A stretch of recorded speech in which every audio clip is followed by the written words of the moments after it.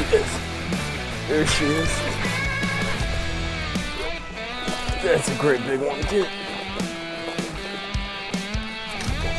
Get in here. Oh, dude. How about that, boys?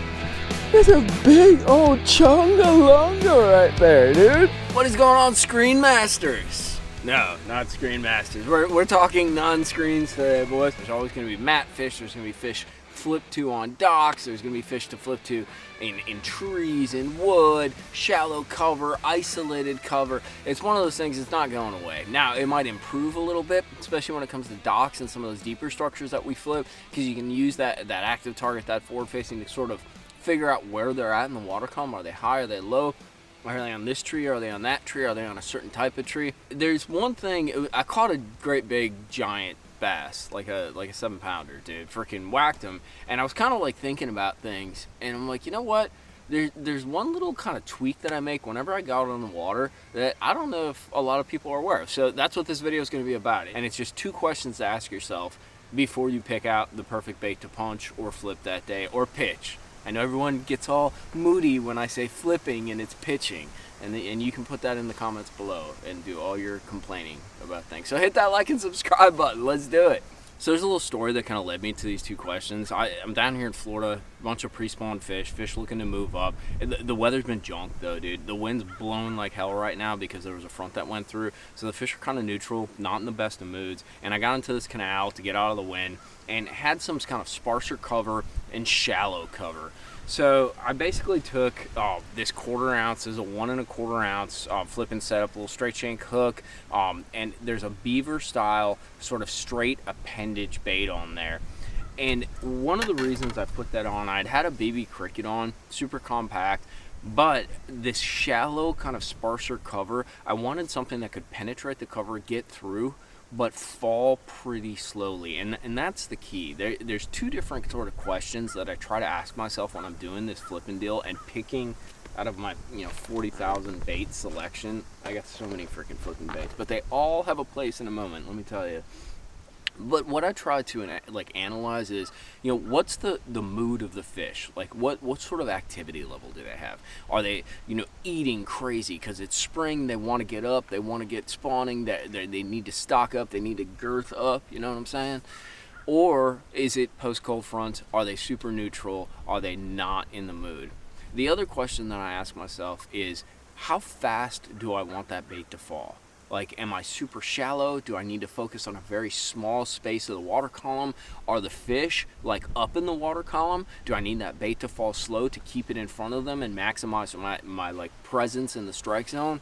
Like, those are the 2 biggest questions that I ask whenever I get out a big stick. And it's funny too, because you think, you get out a big old freaking 1 1/2 like giant flipping stick. This is a heavy action flipping stick, 80-pound braid, 1 1/2 ounce. You'd think those questions aren't that important because that bait's going to go straight in there. But you'd be amazed how much you can differentiate that rate of fall depending on the size of plastic you use, as well as whether it has like a flapper appendage, like a non-kicking but flap appendage, or if it has kicking appendages. So what I ended up actually doing in this specific scenario is I took a BB Cricket off because I have a 1 1/4 on there, and I wanted it to fall slower, so I went to this beaver style bait. I think it's a Big Bites bait. Big Bites, say that 3 times fast. But basically, this flapper is going to slow down my presentation, but it's not like some crazy kicking style action, much like a burner crawl or a rage crawl like this guy would be with those big old kickers. Now, this is something that if they were super active with those big old kickers on there, I would get out in spring, active fish, moving up, or, and this is when I really kind of learned a lesson about that. I was on Guntersville once, and I went through a stretch flipping, I think it was like a BB Cricket or something. Water's like freaking 80-some degrees. It's cooking out there. It's dead of summer, and I'm flipping that small bait, get 0 bites. There's a guy behind me, like 100, 150 yards. He's going down the same stretch. It's dead calm out, and I hear, yeah, the song of my people, right? So I turned around and I'm like, bro, I'm not going to steal your fish. I'm not going to fish this stretch again. I just want to know what you're doing different. I literally went down this exact same stretch of mats flipping, punching, doing the same thing you're doing, and I haven't had a sniff. And he's like, bro, I'm pitching a burner crawl style bait. I think he had a rage crawl, but basically one of those kicker style, very sort of a lot of water displacement, a lot of kicking, a lot of movement, flipping that with a 1.5, just like I was. But the only difference was that bait. And I really learned my lesson about assessing the sort of the activity level of the fish, and especially as you get into that late spring into summer period, it's amazing the difference that it'll make when it comes to the number of bites and getting those fish to react. Playing between a sort of straight appendage bait and then a bait that's got those kicker tails on it. Usually in spring, it's more geared towards that straight, really towards a BB cricket, a straight do nothing style appendage bait, something very simple and oftentimes compact. This is just like a 3.5 inch bait. Like I said, I probably caught more fish over 8 pounds on this guy than any other punching bait that I have.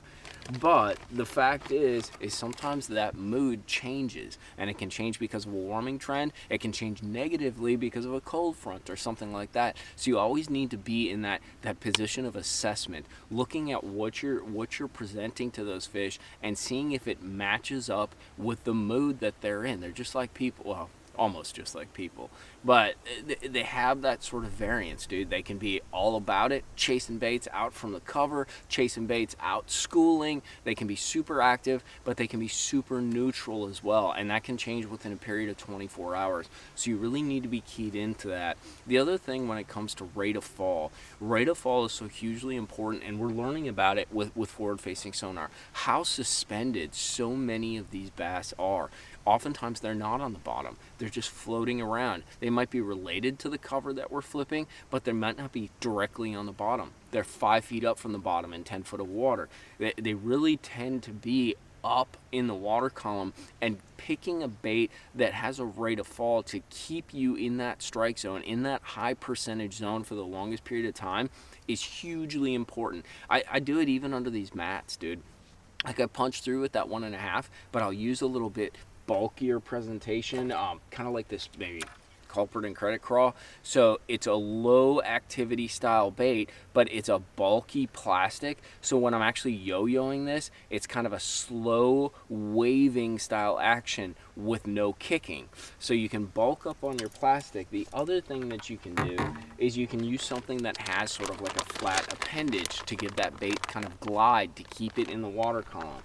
So it's a flatter style bait. That flatness of the bait causes the bait to glide down, as well as that tail, but it doesn't create some very intense aggressive kicking motion. It's a very subtle sort of glide down. Another great example is a Reaction Innovations beaver. Bunch of guys catch giants on those things, and once again, it's not a kicking style action. It's a bulkier plastic with that straight sort of paddle appendage that just causes that bait to glide and stay up in the water column.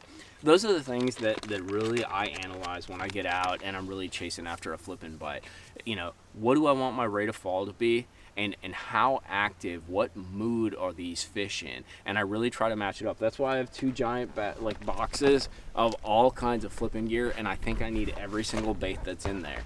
I think that's one of the most important things to assess, and it can really change your game when you're going down a stretch. I've seen it happen myself. Sometimes I've been that guy picking the right bait, going down the stretch behind someone, cleaning up absolutely when they are not getting any bites. Sometimes I've not been that guy, and the guy behind me is absolutely smoking him because he chose that right activity level, that correct rate of fall, and it just dialed in for him. So something to think about. A lot of you guys maybe are thinking about spring. Some of you guys are even moving into spring. I know down here in Florida, we're there. Alabama's starting to kick off, but I know you'll be fishing a lot of that cover. It's a great target for big ones moving in during spring, especially if you want to stay off your forward-facing sonar.